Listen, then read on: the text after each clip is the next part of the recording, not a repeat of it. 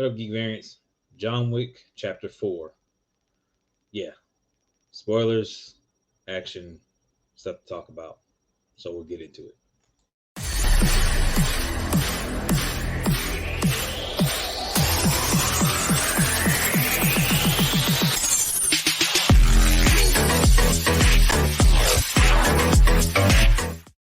All right, Geek Variants.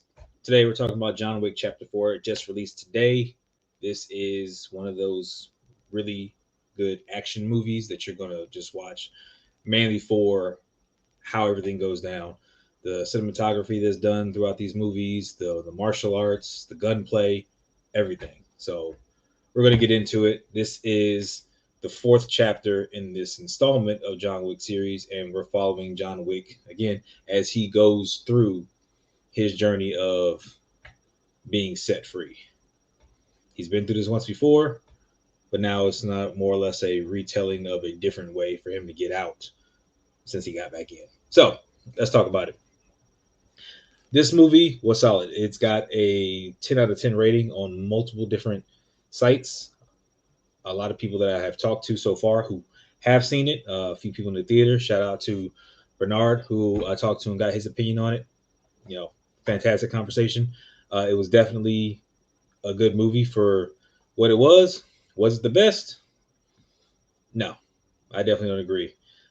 As with my friend that I met, we definitely talked about this, and we still believe John Wick 2 is one of the best movies that there is in regards to the chapters, but they're kind of getting, I won't put the word, it's not stale, so to speak.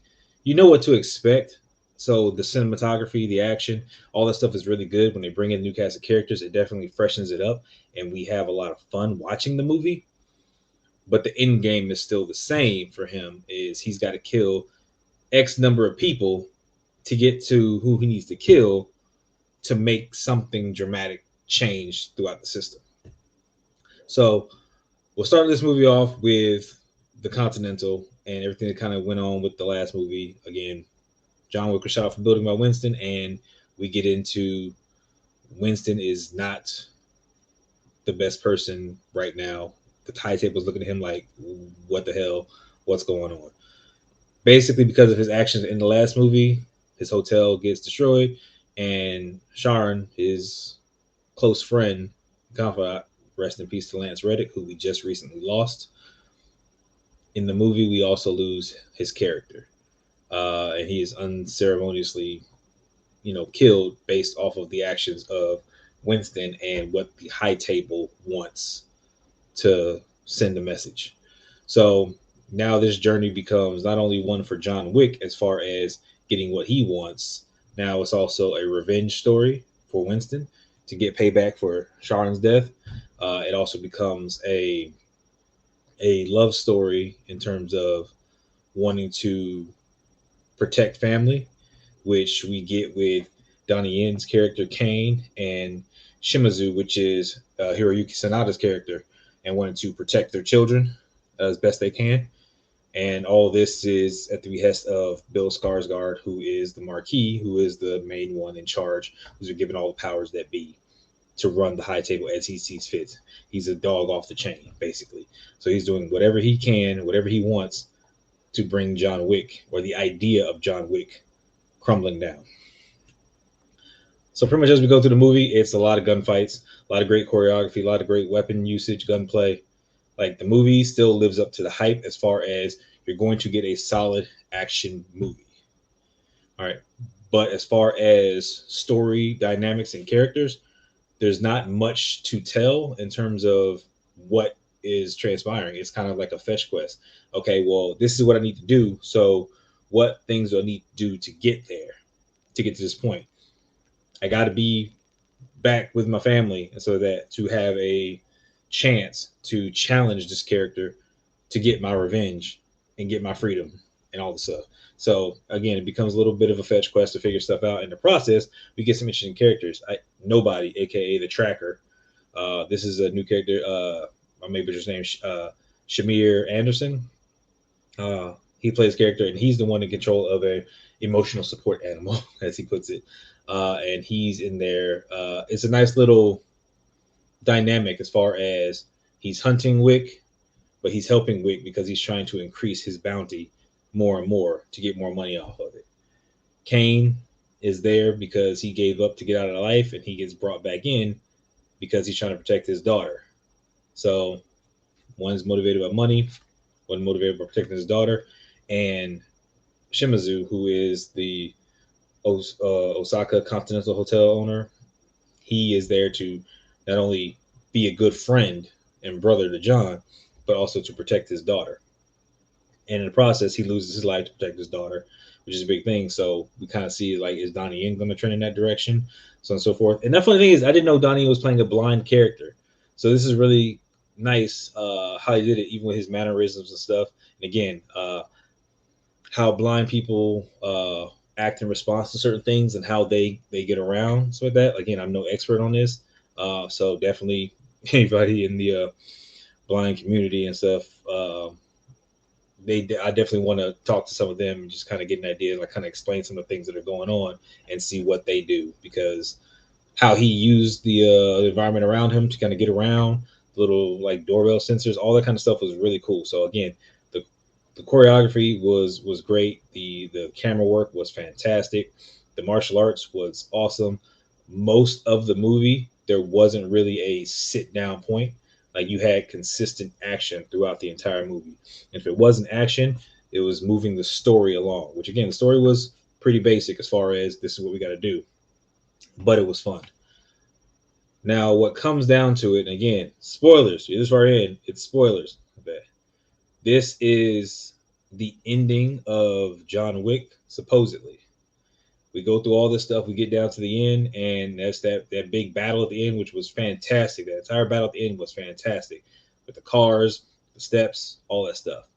The twist plot at the end, again, I'm not gonna go through that. You know, we'll talk about it in the comments, but the twist plot at the end as far as how things got done and finalized, I enjoyed. I like the way they turned that around, because when they did this, they set up for things to kind of go in a different direction. Is this the end of the John Wick franchise? Yes and no, because of the characters and stuff that are involved. John Wick's character is now out. He's free, so to speak. So that, but what does that leave for the rest of the franchise? There are characters that are still in play, and make sure you stay for the end credit scene. Of course, you see why there's characters still in play. What are we going to get from the John Wick franchise moving forward? This is what I'm curious about, because everything that they've set up, they can end the franchise right here and be done with it, happy ending, so to speak, or we can continue forward with other things. They want to progress the main character's story a bit further with some other things. They can talk about that. Or if we want to use some of the side characters that have been involved throughout the entirety of the series and start kind of branching out with them, we can do that as well. There's more to be done, and I'm pretty sure that because this is a nice little series, they can continue this on and branch off in whatever direction they see fit. I kind of think of it kind of along the lines of James Bond. And again, I love the James Bond movies. I'm not comparing them in terms of quality of movies and how they operate. I'm comparing in terms of you can use different people in place and follow the paths of different people. Whereas James Bond, it was a different actor. You got a different version or story of the James Bond actor. You can use different assassins and get their stories and their perspective based off of different things. Some can connect to the past and stuff like that. Some can be all new branching arcs.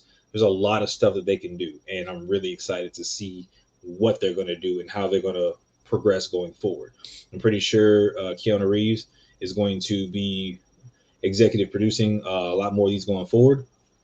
But again, his character is still kind of open to agree. Like again, there's definitive stuff that you kind of know where this is it and this is over, and there's other things that kind of leave a question mark. There's a little tasting of like, what is that? What are they going to do with it? So I'm happy, excited. As far as giving the movie a score, so with that, I will give it a solid 9 out of 10. And the reason I give it a 9 out of 10 is because of the setup for everything going forward. All the camera work, which again, like the visuals were great.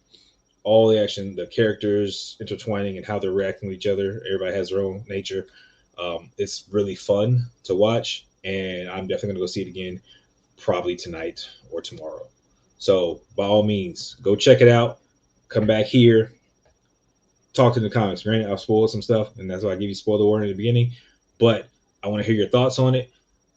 Go back and watch some certain things, get your ideas together. I want to hear everything that you guys have to say. So make sure that you subscribe so that you can come back to this channel and talk about all the things that you saw, what you want to see going forward. How do you think the character is going to respond? What spin-offs can they do officially to make the story more interesting? Or what kind of things would you like to see added to the franchise? Until then, I'm Will, and I will catch you guys in the next one.